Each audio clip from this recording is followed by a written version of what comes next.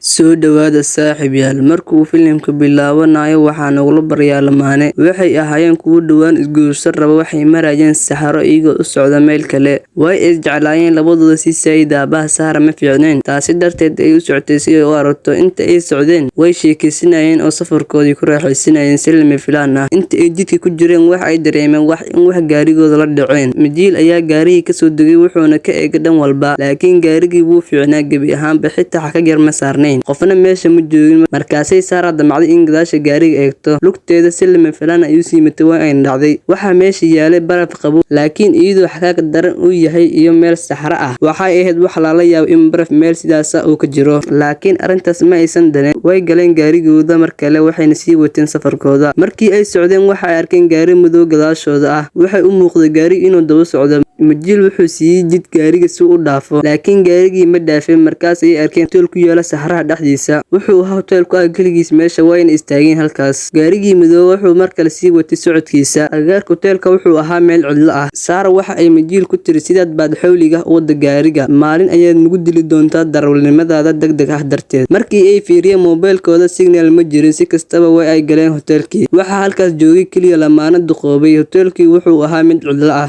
Miss Majiil wuxuu u sheegay Sara inuusan diyaar u ahayn hadda guurka. Iyada waxay tiri waad ka carartaa mar walba mas'uuliyadda, waa inaan hadda isguursanaa. Markaas ayay kalneeri timid, waxa ay qortay dalabkooda wayna tagtay. Indhaha Sara waxay ku dhiceen lamaanaha waayeelka ah. Maamulaha hotelka wuxuu si isdaba joog ugu celinayay ka taga meesha. Daqiiqado kadib kalneeradii ayaa timi, waxayna u keentay cabitaan. Sara Majiilna kafeey. Waxay sidoo kale siisay 2 lacagood oo qadiic ah. Waxay tiri lacagtan waxaad ku adeegsan kartaa wax walba meeshan yaala. Markaas Majiil mid kamid ah lacagta isticmaalo wuxuuna dalbaday in muusig loo shido hotelka si uu Sara ugu farxiyo. Daqiiqado kadib gaarigii madow wuxuu mar kale yimid meesha, wuxuuna istaagay banaanka hotelka. Wuxuu sugayay Sara iyo Majiil maxaa dhacay. Marka hore gaariga madow haddana hotelkan yaabka leh. Majiil wuxuu aaday musqusha. Sara waxa ay dalbatay cunto. Markii kalneer kale uu yimid si uu cuntada u siiyo Sara waxay u aragtay sida aabaheedo kale. Markaas ayay siisay lacagtiisa kalneerka. Waxay u maleynaysay in aabaheedo weli uu shaqaynayo isagoo weliba duqoobay. Kadibna waa ay ka baxeen hotelka. Marka Sara ayaa wada gaariga, sababtoo ah markii hore Majiil si xawli ayuu u waday. Marka wax baa la dhacay gaarigooda, waxayna arkeen jidkii hore ugu soo gudbeen haddana marka ku laabteen.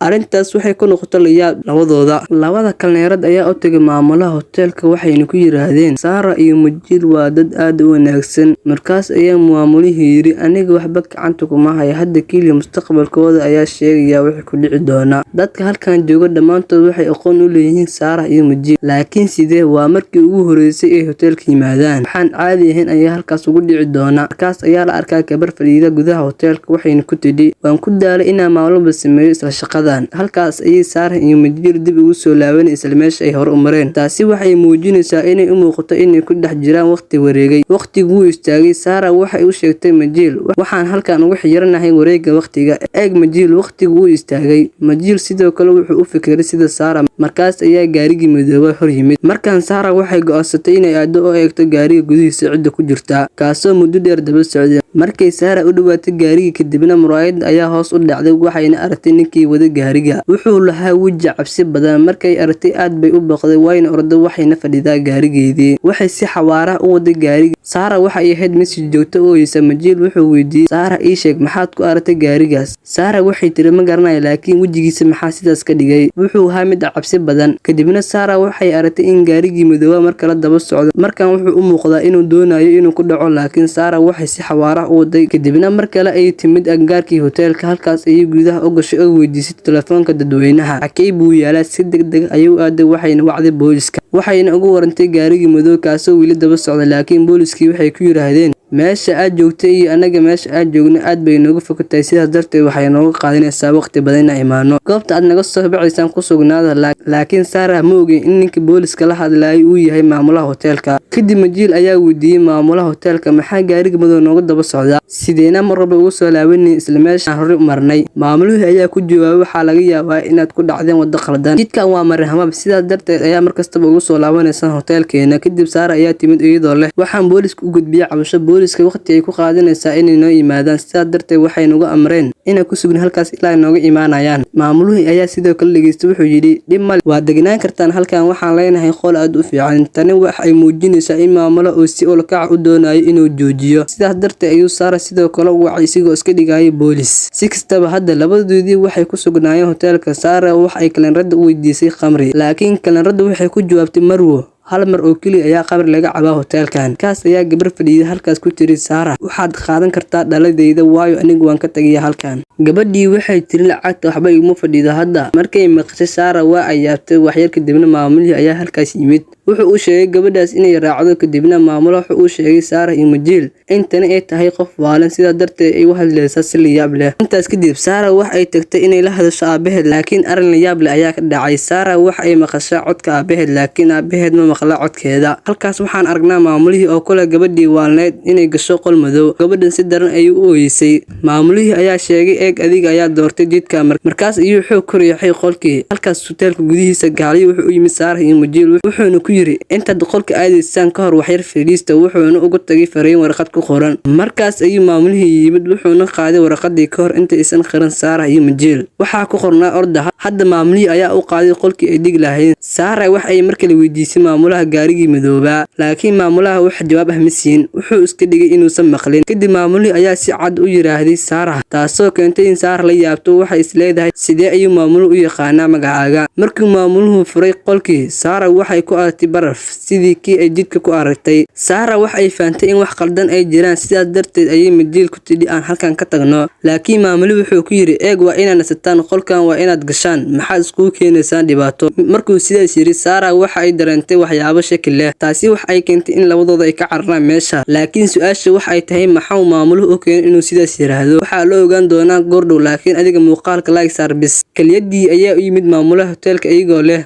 way wanaagsan yihiin, waa inaan caawinaa. Laakiin maamulihii wuxuu ku yiri waxba gacanteyda kuma jiraan, waa hagaag haddii ay tageen way soo noqon doonaan mar kale. Markii Sarah iyo Majiil sii socdeen, mar kale ayay arkeen ninkii mar walba daba socday, kaasoo gaariga madow waday. Sarah hore ayay ninku aragtay, wuxuu xirnaa koofiyad iyo jaakad madow. Labadoodii weli ma fahmin wax ku dhacaya, laakiin hadda waa ay gartay in maamuluhu qayb ka yahay waxyaabahan dhacaya. Daqiiqado kadib mar kale ayaa gaarigoodii ku dhacay, laakiin markan wax dan ah kama gelin. Waxa ay sii wateen socodkoodii. Markaas ayay arkeen in gaarigii madooba mar kale daba socdo. Waxay diyaariyeen qorshe. Majiil wuxuu gaariga u waday si gadaal ah. Sarah wax ay tiri haddii aan ku xiyirna wareega waqtiga waxaan rabnaa inaan ka baxno, laakiin qorshihiisii wuu ku fashilmay. Markaas waxa ay go'aansadeen inay lugeeyaan, waxayna halkaas ku joojiyeen gaarigooda, waxayna sii socdeen jidka saxaraha. Laakiin waxyar kadib waxay arkeen shil gaari ah. Markii ay u dhawaadeen oo ay fiiriyeen, waxay gartay inuu yahay gaarigoodii. Laakiin sidee bay taasi ku dhacday? Waxay ahayd sidii dhulka ugu sii batay cagahooda hoostooda. Waxay baxsadeen iyagoo cabsanaya oo ooyaya. Mar kale ay ku soo noqdeen gaarigoodii hore, laakiin hadda waxay ku soo noqdeen isla meeshii ay mar walba hore u gudbeen. Mar kale ay waxay yimaadaan hoteelka. Halkaas yimaadaan, Sarah waxay weydiisay maamulaha waa maxay meelahani, xakee ayaan ku xiranahay. Maamuluhu wuxuu u sheegay wax walba oo dhacay ilaa hadda. Halkan ayaa lagu ogaan doonaa ee adiga muuqaalka like saar bis. Maamuluhu wuxuu yiri meesha ma aha meel cidlo ah, tani waa bartamaha laba adduun, meel qof kasta oo maro markuu dhinto. Adiga Majiil waxaa la dagaalamayeen nolol iyo geeri, waxaana weli garanay inaad noolaan doontaan ama dhimi doontaan. Qolkii maamulaha u sheegay inay galaan wuxuu ahaa dhab ahaantii adduun kale. Meeshaas ayaa dadka loo diraa marka ay dhintaan. Bilowgii sheekada markaan arkaynin gaariga Sarah iyo Majiil, meesha ay ka dareemayeen wax dhacay, halkaas ayaa ah meesha dhabta ay ku dhacay shilka, waana sababta ay u dhaceen wax walba sidaas. Markii ay socdeen, waxay arkeen meydkoodii gudaha guriga. Taasi waxay sababtay in xaaladoodii sii xumaato. Bilowga sheekada, Sarah waxay sidoo kale u sheegtay Majiil in gaariga uu si xawaaro u wado uu mar u dili doono. tani waxay muujinaysaa in Sarah si ogid inay dhimanayso. Maamul wuxuu u diray gabadhaas qolka sababta ah waxay ka tagtay adduunka dhabta ah. Tani waxay shaqada hoteelka dadka u dhaxeeya nolol u geeri marka ay dhintaan. Dadka ayaa loo diraa adduunka dhimashada oo ah adduunka ruuxda. Adduunka dhabta ah gaariga madow wuxuu ahaa geeridooda oo ilaa hadda daba socday. Maamul wuxuu sheegay Sarah in aysan fursad u lahayn inay ku noolaato adduunka dhabta ah. Taas dib u nugul gudaha qolkaas meesha ruuxa taga markuu dhinto. Sarah waxay tiri waxaan rabaa inaan noolaado sababta waxaan ahay hooyo uur leh. Waxaan rabaa inaan ilmahaygu u noolaado. Maamul wuxuu ku yiri waa la go'aamiyay in midkiin kaliya u badbaadi doono. Taasi wax ay Sarah qasabtay inay go'aansato inay Majil u herto sababta Majil ma uusan lahayn sabab uu ka badbaado. Wuxuu sidoo kale diiday inuu guursado Sarah, sidaas darteed Sarah waxa ay aaday Majil oo ay u sheegtay nabadgelyo. Waxay ku tiri waa inaad naftaada u hortaa ilmaheena, wadajirkeena wuxuu ku eegay halka Majil inaad u dhimataa ilmaheena. Kadib Majil waxaa loo diray qolka, wuxuuna arkay adduunka dhabta ah in Sarah ay miirtoodii soo cushatay waxayna mar kale nees, laakiin hadda Majil waa uu dhintay. Waana sidaas meesha ay ku dhamaatay sheekada filimka.